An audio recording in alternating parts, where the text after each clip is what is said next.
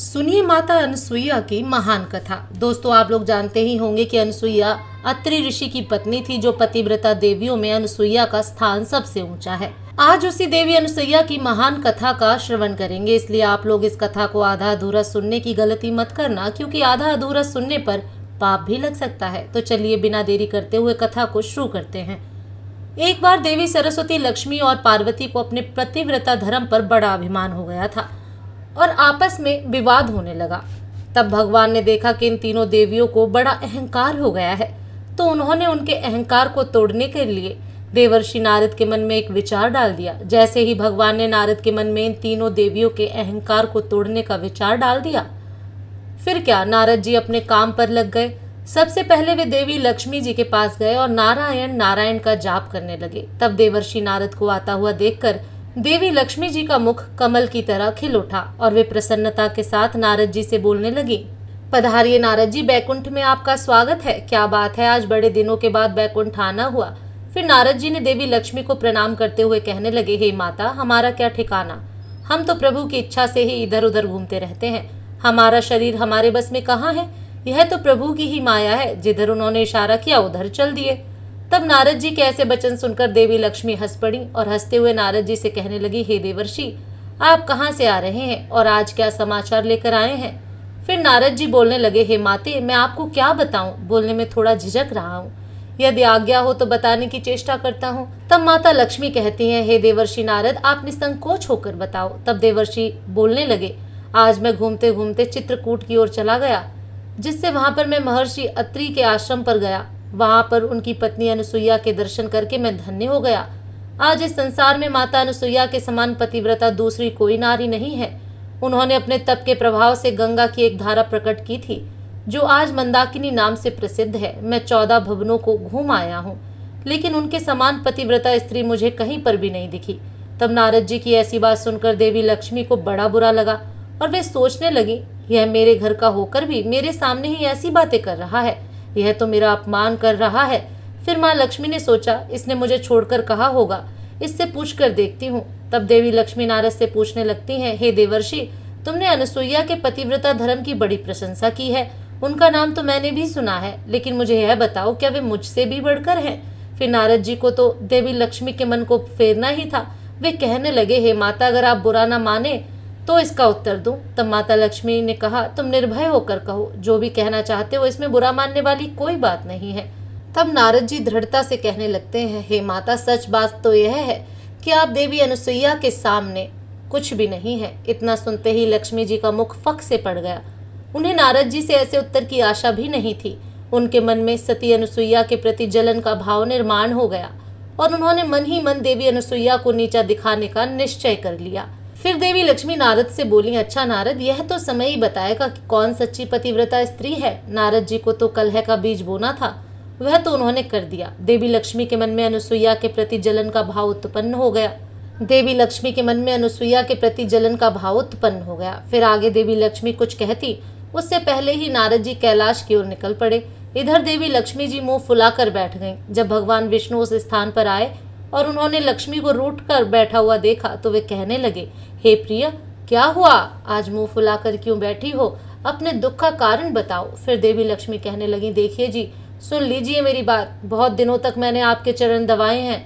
मैंने आज तक आपकी हाँ में हाँ मिलाई है, आपसे कभी कोई चीज नहीं मांगी है, लेकिन आज आपको मेरी एक बात माननी पड़ेगी। तब भगवान विष्णु बोले, हे देवी, क्या बात है, बताओ तो पहले, बिना सुने कैसे हाँ कह दें। फिर लक्ष्मी जी कहने लगी, बात कोई भी हो, आज आपको मेरी बात माननी ही पड़ेगी। आप हाँ कहेंगे तभी मैं अपनी बात कहूंगी। आज मुझे आपका प्रेम देखना है, बहुत मुझे बहकाते रहते हो आप। फिर भगवान विष्णु कहने लगे, ठीक है प्रिय, तुम्हारी जो भी इच्छा हो मैं उसे अवश्य पूर्ण करूंगा। तब देवी लक्ष्मी प्रसन्नता पूर्वक कहने लगी, हे प्रभु, आपको देवी अनुसुईया का सती भंग करना होगा। बस यही इच्छा है मेरी, आप जाकर देवी अनुसुईया का पतिव्रता धर्म भंग कीजिए, ताकि मैं ही संसार की सर्वश्रेष्ठ पतिव्रता नारी बन जाऊं। देवी लक्ष्मी की बात सुनकर भगवान विष्णु मन ही मन कहने लगे, अरे देवी, हम में इतना सामर्थ्य कहाँ जो देवी अनुसुईया का सतीत्व भंग कर सकूं। और भगवान मन ही मन समझ गए, यह सब नारद का ही किया कराया है। फिर भगवान विष्णु कहने लगे, हे प्रिय, बस इतनी सी बात के लिए तुम मुंह फुलाकर बैठी हो, हम अभी जाते हैं और जब तक उस कार्य को पूरा नहीं करेंगे तब तक लौट कर नहीं आएंगे। यह बात सुनकर देवी लक्ष्मी को बड़ी प्रसन्नता हुई। इधर नारद जी बीणा बजाते हुए नारायण नारायण का जाप करते हुए कैलाश पर्वत पर पहुंच गए। वहां पर देवी पार्वती अकेले बैठकर पूजा कर रही होती हैं।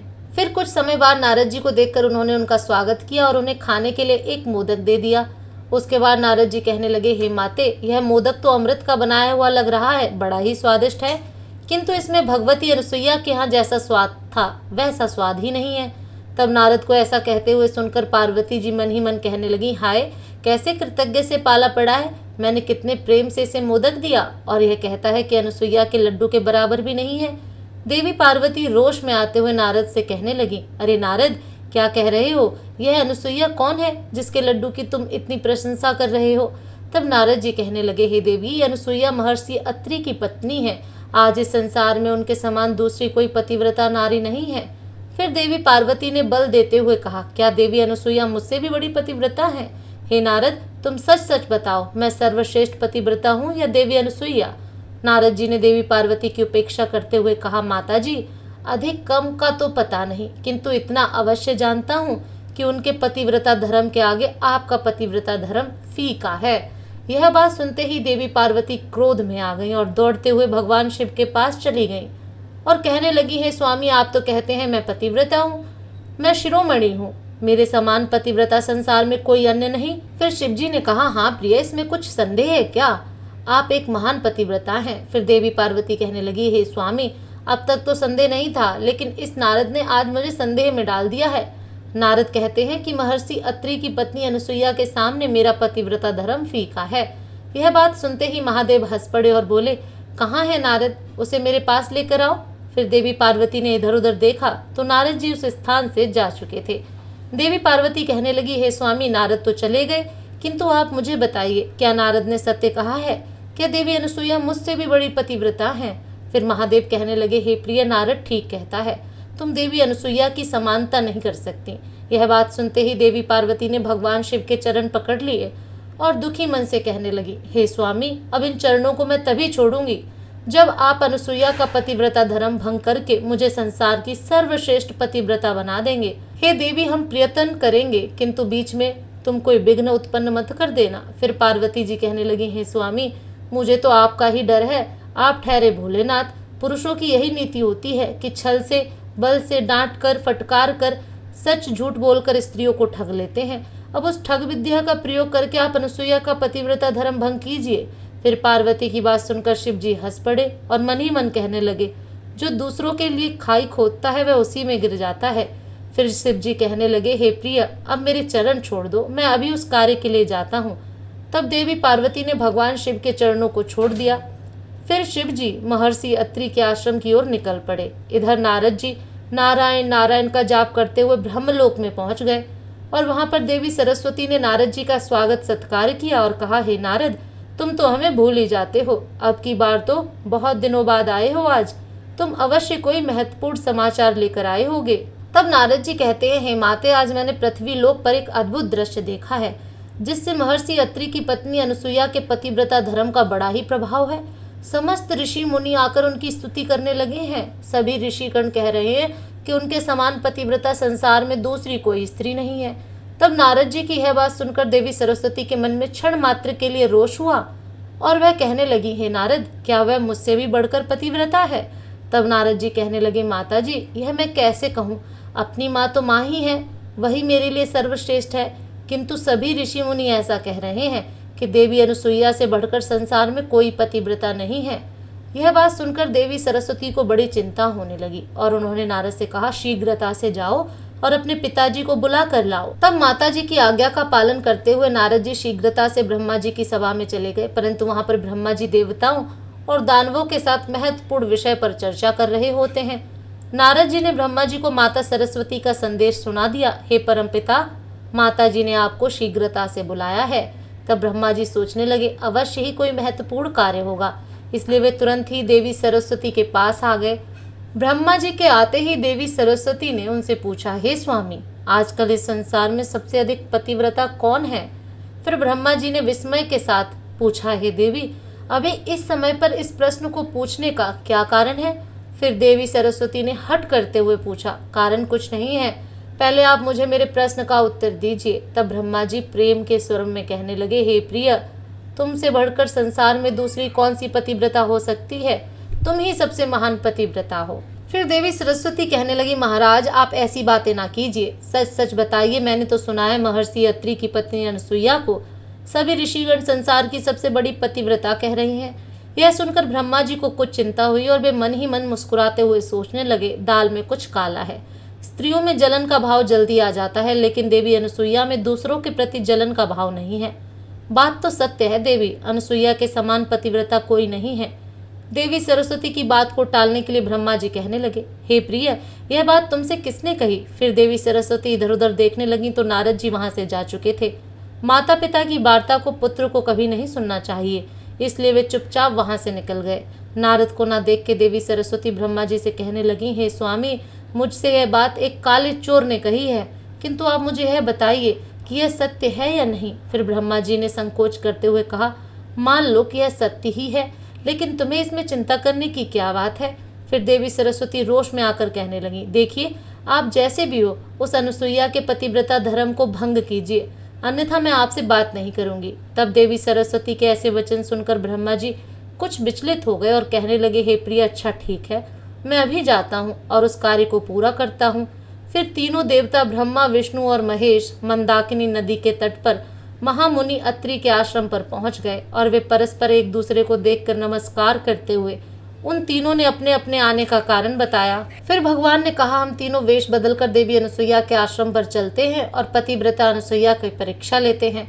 फिर सभी ने बात को स्वीकार किया और तुरंत ही साधु का वेश धारण किया और तीनों देवता साधु का वेश धारण करके अनसुईया के आश्रम के निकट पहुंचे। उस समय आश्रम पर महर्षि अत्रि नहीं थे, देवी अनसुईया अकेली ही थी। उन्होंने जब उन तीन साधुओं को आश्रम पर आया हुआ देखा तो उन्होंने उनका स्वागत किया और उन्हें भोजन करने के लिए कंद मूल तथा फल भेंट किए, लेकिन उन साधु पुरुषों ने उसे स्वीकार नहीं किया। तब देवी अनसुईया ने कहा, हे महात्माओं, मुझसे ऐसा कौन सा अपराध हुआ है जो आपने मेरी पूजा को ग्रहण नहीं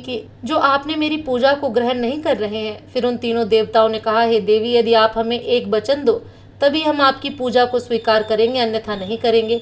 देवी अनसुईया ने कहा, हे मुनियों, घर पर आए अतिथि का सत्कार प्राणों का बलिदान देकर भी करना चाहिए, इसीलिए आपकी जो भी इच्छा हो, जिस कार्य से भी आप प्रसन्न होंगे, मैं वह कार्य अवश्य ही करूंगी।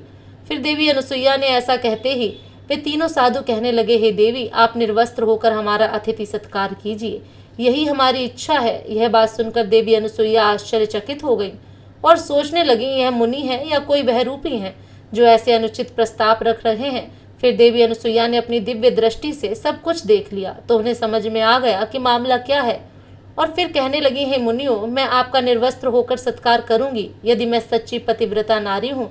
यदि मैंने भूल से स्वप्न में भी पराये पुरुष का विचार ना किया हो तो यह तीनों साधु 6-6 महीने के दूध पीने वाले बच्चे बन जाएं। तब देवी अनसुईया के इतना कहते ही वे तीनों साधु 6-6 महीने के बालक हो गए और कुल बुलाने लगे। फिर देवी अनसुईया ने विविस्त्र पान कराया और सुला दिया। फिर इतने में ही महामुनि अत्रि उस स्थान पर आ गए और उन 3 छोटे छोटे बालकों को घर में देखकर वे आश्चर्यचकित होकर कहने लगे, हे देवी, ये तीनों अत्यंत सुंदर मनोहर रूप वाले बालक किसके हैं? फिर देवी अनसुईया ने कहा, हे स्वामी, ये आप ही के बच्चे हैं, भगवान ने स्वयं आप पर कृपा की है। मुनि अत्रि ने भी अपनी योग शक्ति से देखा तो उन्हें भी सारा रहस्य समझ में आ गया। अब वे तीनों देवता बालक के रूप में क्रीड़ा करने लगे। माता अनसुईया उन्हें खिलाती पिलाती प्यार करती। वे तीनों बालक अपनी माता के साथ बड़ी ही प्रसन्नता से खेलने कूदने लगे थे।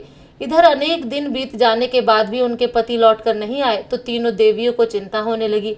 फिर तीनों देवियां अपने अपने स्थान से निकलकर अपने स्वामी को ढूंढने के लिए पृथ्वी लोक पर आ गईं। सौभाग्य से तीनों देवियों की भेंट चित्रकूट में हुई। वहां पर तीनों ने एक दूसरे को अपना अपना दुख बता दिया। लक्ष्मी जी ने देवी पार्वती से पूछा, आपको सती अनसुईया के बारे में किसने बताया? तब देवी पार्वती कहने लगी, मुझे नारद ने बताया। फिर देवी सरस्वती ने भी कहा, नारद ने ही मेरे कान भरे हैं। देवी लक्ष्मी भी कहने लगी, उस नारद ने ही हम तीनों को फंसाया है। यदि वह कहीं मिल जाए तो उसकी अक्ल ठिकाने पर लाती हूँ। फिर उसी स्थान पर नारद जी प्रकट हुए और उन्होंने दूर से तीनों देवियों को प्रणाम किया। देवी लक्ष्मी गुस्से को दबाते हुए कहने लगी, वाह नारद, बहुत सही समय पर आए हो, दूर क्यों खड़े हो? तुम्हारी यह वीणा तो बड़ी सुंदर है, तनिक देखूं तो। फिर नारद जी को सब समझ में आ गया और वे कहने लगे, हे देवियों, मेरा अनुष्ठान चल रहा है, इसीलिए मैं किसी के पास जाकर बात नहीं करता हूँ, खासकर स्त्रियों के पास तो कदापि नहीं। रही वीणा की बात, तो यह मुझे बहुत प्रिय है, मैं इसे किसी को नहीं देता। इतना कहकर नारद जी वहां से जाने लगे।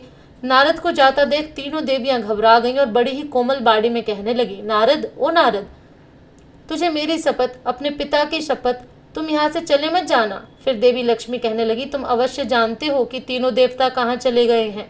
तब नारद जी ने अपनी उंगली से इशारा करते हुए कहा, देखो, वह भगवती अनुसुईया का आश्रम है, वे तीनों देवता उसी आश्रम में खेल रहे हैं। देवी पार्वती कहने लगी, अरे नारद, तू सब जानता है, हम इस आश्रम में जाना चाहती हैं, कैसे जाएं? भगवती अनुसुईया क्रोधित तो नहीं हो जाएंगी, हमें उनका बड़ा भय लग रहा है। फिर नारद जी बोले, हे माताओं, आप भूलकर भी आश्रम में कदम मत रखना, नहीं तो देवी अनुसुईया आप तीनों को भस्म कर डालेंगी।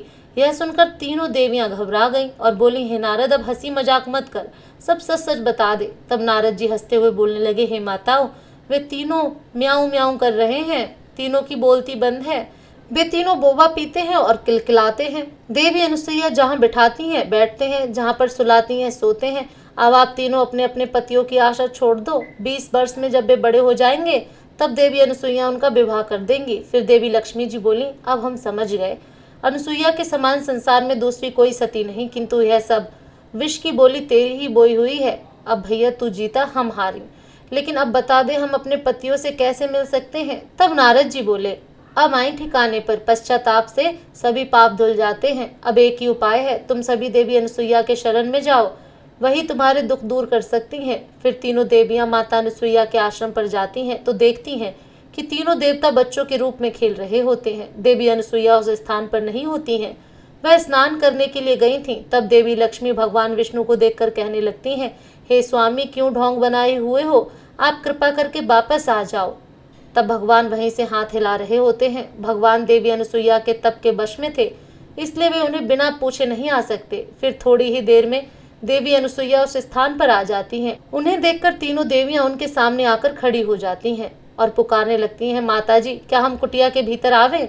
फिर देवी अनुसुईया ने उनसे पूछा, हे देवियों, तुम कौन हो और किस कारण से यहाँ पर आई हो? तीनों देवियों ने करुण स्वर में कहा, हम आपकी पुत्र वधू हैं। फिर देवी अनुसुईया ने कहा, अरे बहुओं। फिर देवी अनुसुईया ने कहा, अरे बहुओं को अपने घर में क्या पूछना, अंदर आ जाओ, यह तुम्हारा ही घर है। यह सुनकर तीनों देवियां लजाते हुई कुटिया के भीतर गईं और माता अनुसुईया को प्रणाम करने लगीं। फिर उतने में ही मुनि अत्रि उस स्थान पर आ गए, जिससे मुनिवर को देखकर तीनों देवियां घूंघट ओढ़कर एक तरफ हट गईं। मुनि ने देवी अनुसुईया से पूछा, देवी, यह तीनों स्त्रियां कौन हैं? यह बड़ी तेजस्वी दिखाई पड़ती हैं। फिर अनुसुईया माता ने कहा, हे स्वामी, यह हमारी पुत्र वधू हैं, अपने पतियों के दर्शन करने के लिए आई हैं। फिर मुनिवर कहने लगे, हे देवी, तुम तो बड़े कौतुक रच रही हो, अभी अभी तो पुत्र उत्पन्न किए हैं, वे पूरे 6 महीने के भी नहीं हुए, तो तुमने पुत्र वधू भी बना दी, हाथ हाथ भर के पुत्र और 5-5 हाथ की बहुएं, यह कैसी विचित्र बात हुई? फिर देवी अनुसुईया कहने लगी, स्वामी, इसमें गलत क्या है? पुत्र से बड़ी बहू बड़े भाग्य लेकर आती हैं, ऐसी कहावत है, हमारे बच्चे भी एक दिन बड़े हो जाएंगे। यह सुनकर मुनि अत्रि हंस पड़े और सारा रहस्य समझ गए। फिर तीनों देवियां सती अनुसुईया से क्षमा याचना करने लगी, हे देवी, हमें क्षमा कीजिए, हमसे बड़ी भूल हो गई, अब आप कृपा करके हमें हमारे पति लौटा दीजिए। फिर देवी अनुसुईया ने कहा, मैं कहाँ मना कर रही हूँ, ले जाओ अपने अपने पतियों को गोदी में उठाकर, यह वहाँ सो रहे हैं।